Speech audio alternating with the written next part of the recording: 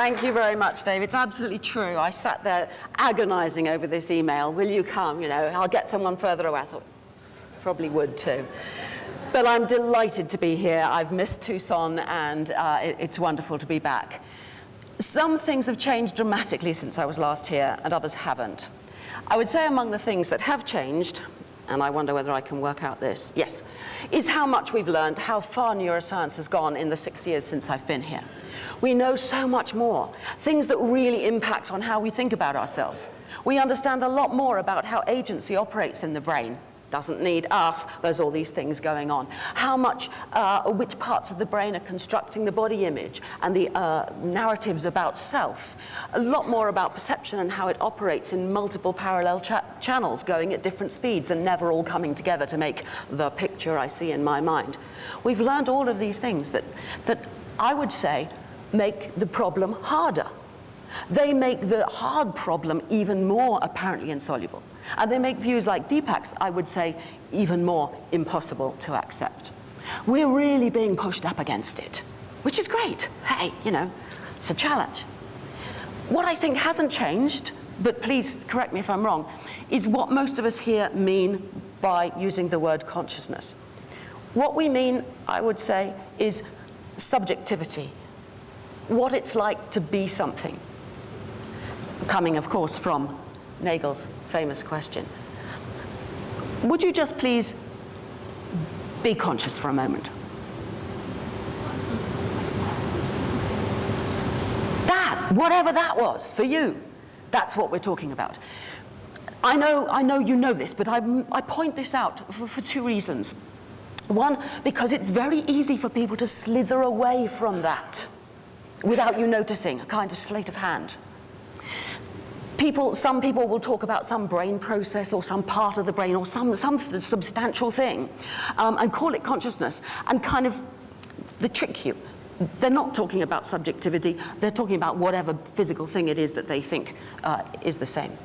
Or they may have some theory about, you know, the ground of consciousness or some psychic field or some power of consciousness or something else, which is just a theory, untested, but use the word consciousness for that, not for subjectivity.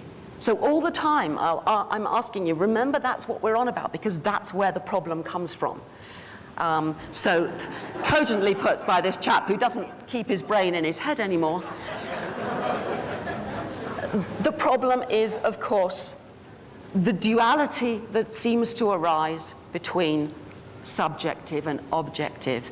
It's really difficult, and no, Deepak, it doesn't help to go to the other side. You know, if you sit on the material side and say, ooh, we can't understand consciousness, sit on the other side, well, then you can't understand why science comes up with the same answers. This dispute between materialism and idealism has gone on and on. The hard problem brings us right up against the fact is, unless we can see somehow how objective and subjective are the same, or do away with the explanatory gap or the great gulf, we're stuck with this problem. So the problem is duality, and the solution is, I don't know. I'm a scientist, so I don't know. My answer is one that Deepak abhors. It's not exactly an answer. My approach is to say that consciousness is an illusion. Now, what do I mean by illusion? Just the ordinary dictionary sense of illusion. It's not what it seems to be. I think that the hard problem, last night Deepak said the hard problem is insoluble, and I agree with you. It arises because of the illusion, I think. It arises because we think about consciousness in the wrong way. We think, well, how do we think? Let's just be conscious again for a moment. Would you indulge me and just be conscious? Okay, we kind of feel, here I am, I'm having these experiences. It's all bound up with me. And for this reason, I say that self is an illusion, and free will is an illusion as well. So being conscious, sitting here with this, what's that like? If I'm saying it's an illusion, we have to start with how it feels. So how does it feel to you, being conscious? Does it feel a bit like this? Well, I know, of course, you don't think there's an armchair in your head and a bunch of levers. But I submit that for most of us, most of the time, not everybody and you know, so on, but for most of us, a lot of the time, this is how it feels. Kind of, well, this is my body, this is my foot over here, and my hand, I'm here, and there's my hand. I'm kind of in here, looking out through the eyes. Is that how it feels? And I'm having a stream of conscious experiences. This is how it feels. This is what I'm saying is an illusion. This is, of course, what Dennett called the Cartesian theatre, which cannot exist because the brain doesn't work that way. It doesn't have a middle where everything comes in to where there's me and I can issue the orders and it goes out. There's multiple parallel things going on, which is why it seems pretty obvious that free will is not what it seems to be, because there isn't a me sat in the middle operating the levers. Now, Dennett explained all this very cogently in Consciousness Explained more than 20 years ago. How many of you have read Consciousness Explained? Oh, wonderful, excellent, lots and lots. I thoroughly recommend it to those who haven't. Not necessarily that you have to agree with him, but it is a very well worth reading book. But it's produced a lot of comment. Dan Dennett is the devil, said Burton Voorhees. Burton, are you here? He's been at many Tucson conferences, no? A lot of people would agree with him. Poor Dan. He doesn't really seem that devilish, does he?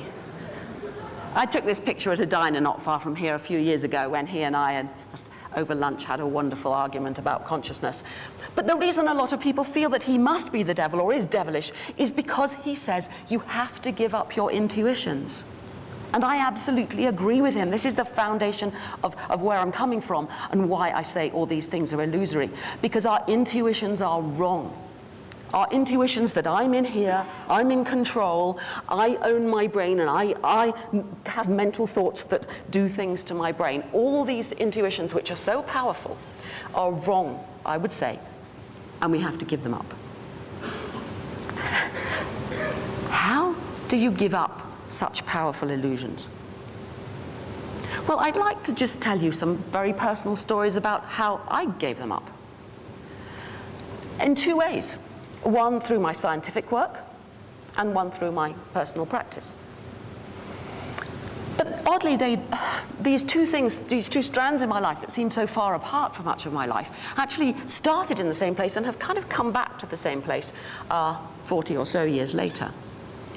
They began with an extraordinary, uncalled for, spontaneous mystical experience. I was just sitting around one night with some friends, listening to music and going down a dark tunnel towards a bright light, when one of my friends said, "Where are you, Sue?" And I was like, "Oh, where am I? Oh, I can't say I'm in a tunnel. Oh, where am I?" I tried to get myself back to the room where I knew I was, and lo and behold, I'm on the ceiling, or I seem to be on the ceiling, and I'm looking down at what's going on there. So this was, if you like, a classic astral projection experience, and stayed so for a while. The whole experience went on for a couple of hours, and I seemed to travel around over the roofs of Oxford and go to all sorts of other places. But gradually things changed, and I ceased being a kind of double astral body or something, and became all kinds of other things, and ultimately met various beings that seemed to tell me things, and all kinds of things happened, but eventually it just fell into a simple mystical experience of oneness, that I and the universe were the same, not separate. All of this as a 19-year-old student, I had absolutely no idea what was going on. But what I did know was that this was more real seeming, more vivid, more right somehow than anything that had ever been in my ordinary waking life. And it made me think, I've got to understand this. Ordinary life seems somehow blurry and unreal by comparison. What on earth is going on? Nothing in the physiology and psychology I was studying then at Oxford helped me in the least. And so I conceived the idea that I was going to become a parapsychologist and prove all those closed-minded scientists they're wrong. There's the astral realm and there's the psychic powers. And I jumped to all these conclusions, which now I think were wrong. But I'm not angry with my foolish 19-year-old self for jumping to those conclusions. I can understand why. And indeed, the fact that I jumped to them has helped me subsequently to understand easily how other people jump to the same conclusions when they have these experiences. What conclusions?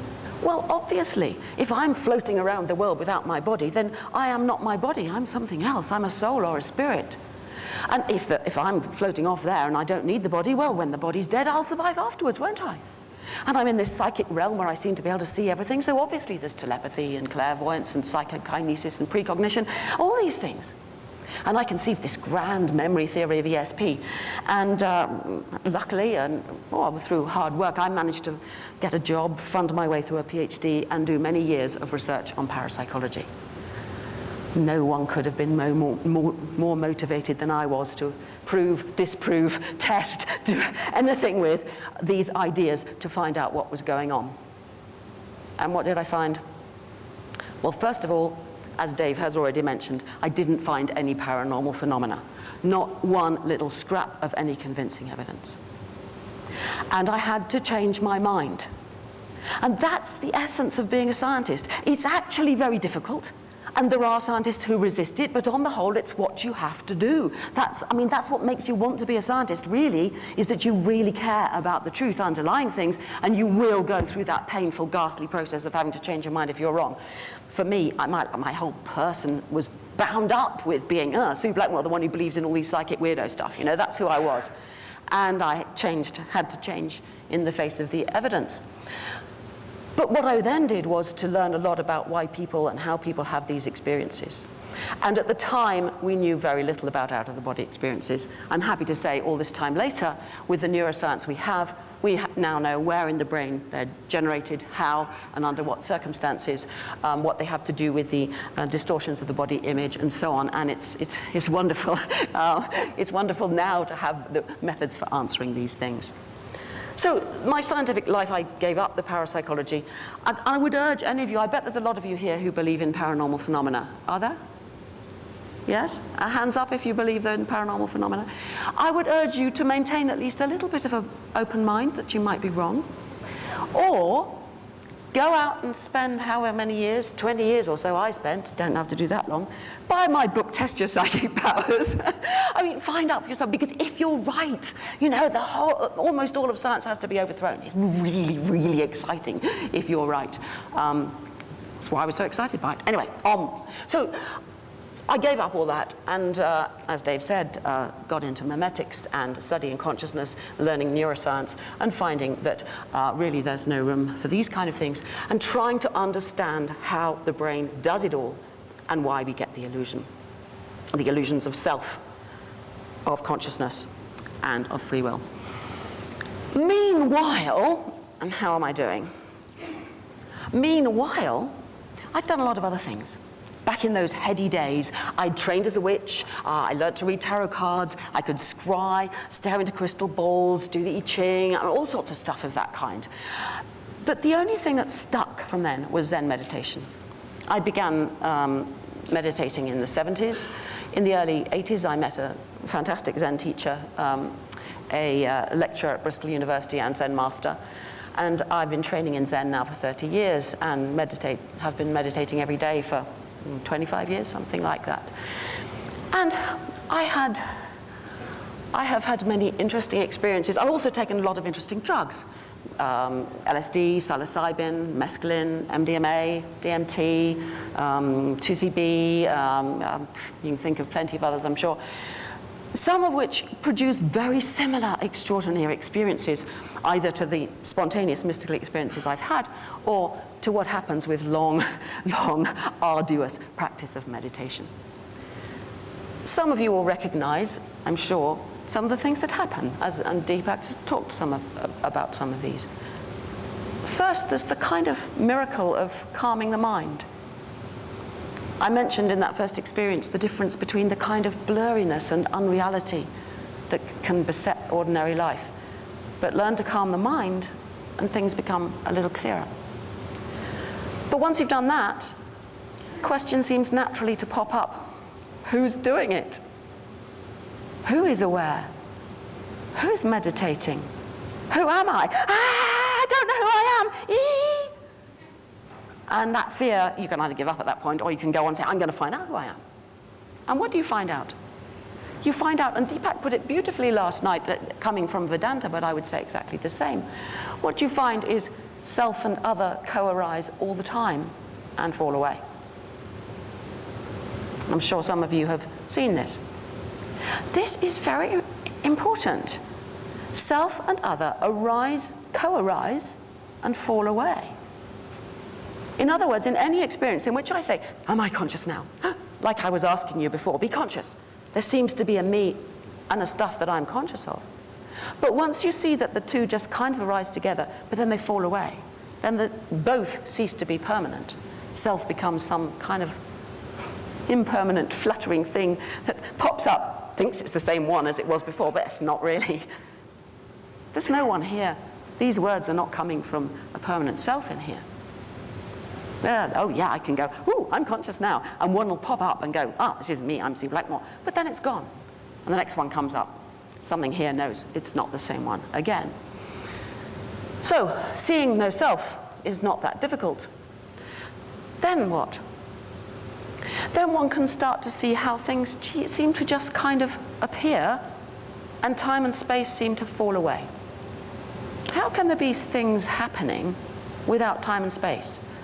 I think this is one of those things that's said to be ineffable. It's rather hard to describe. But that's how it seems. Time and space kind of fall away. And the natural question that pops up then is, well, where are all these things coming from? Or where are they coming from? By the way it appears in that kind of state, they're coming out of nowhere. But if you call it nowhere, somehow even that doesn't do it justice. Hence words like the unmanifest, the unborn, the ground of being, whatever it is, this thing about which we can say nothing, from where stuff comes. Now, Deepak has kind of called that consciousness, but that's one of these slipping away, because consciousness, if we're all agreeing it's about subjectivity, that's kind of the antithesis of it. But you could take the Buddhist perspective that form is emptiness and emptiness is form. And actually, this coming and going is just the manifestation of how the universe is. Anyway, these are the kinds of things that, that I found over many years of meditation. I want to tell you about, how much time have I got? You have 2 minutes and 5 I better seconds. not tell you about this then. Because I want to come back to what I've learned of Deepak's views from last night and from reading some of his works. He talks about monism. Like me, he says we shouldn't be dualists. This is the problem, is dualism. He says, as I said, self and other co-arise and fall away all the time. There's no separation between mind and body. I'm not talking dualism, he said last night. But actually, he is talking dualism. How do you wiggle your toes, he asks. Isn't your mind sending an order to your feet? No, it isn't. If you say there's mind and brain, and one is influencing the other, that's a dualist. That's being a dualist, a straightforward dualist. I mean, that could be right, but I don't think so. I disagree with him on that. Before a brain can register a thought, a mind must think it. Every step of the way is mind over matter. Well, if it is, we've got the hard problem, and you're not going to escape it, because that's where the problem comes from. In his books, Reinventing the Body, Resurrecting the Soul, he talks about the soul. And the soul is, of course, the epitome of a dualist view, that I am not an illusion appearing out of a body that is part of a unified universe. I'm something separate. I'm something distinct, something different, something that can operate on it. The problem is right there. And if you think that perhaps that book was long ago and he's changed his mind, again, more recently, he says, knowing who you really are, you are a soul with all its divine attributes.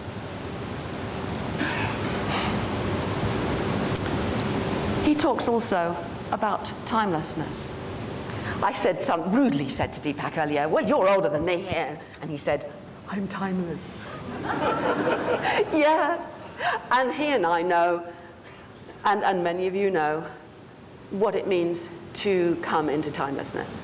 Whether one's flung into it accidentally by some spontaneous experience, whether you take some drug to get there, or whether you meditate for a long time, there's that experience, in which time you realize is part of the illusion that can come up as stuff manifests, but can fall away. But Deepak goes further. He actually says that in these moments of transcendence, when time stands still, your biological clock will stop. This is an empirical claim. It's a testable claim. One could find out. And I will be very, very surprised if it's true. Your biological clock, actually there are lots and lots of clocks. They're all running, they're all chemistry and physics doing their stuff. It's pretty predictable how they're going to work, and we know a lot about them. So I think this is a disingenuous claim that looks somehow plausible, but it's one of those leaps that I think we have to be careful of. Deepak talks of enlightenment, and last night he asked whether people believe in such a thing. One more slide, then.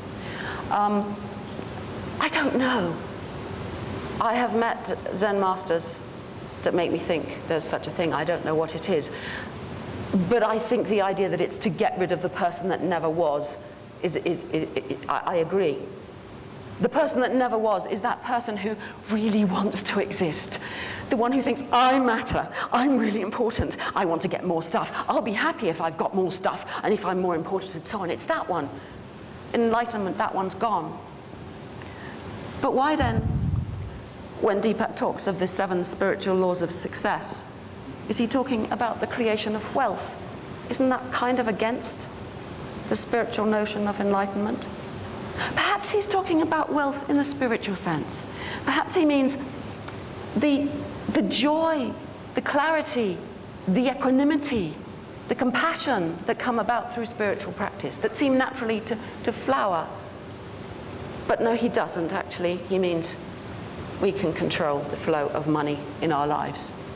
It's bringing back the dualism, the me who wants stuff and who's going to get it. Deepak, you may be happy to call this spirituality, but I'm not. Thank you.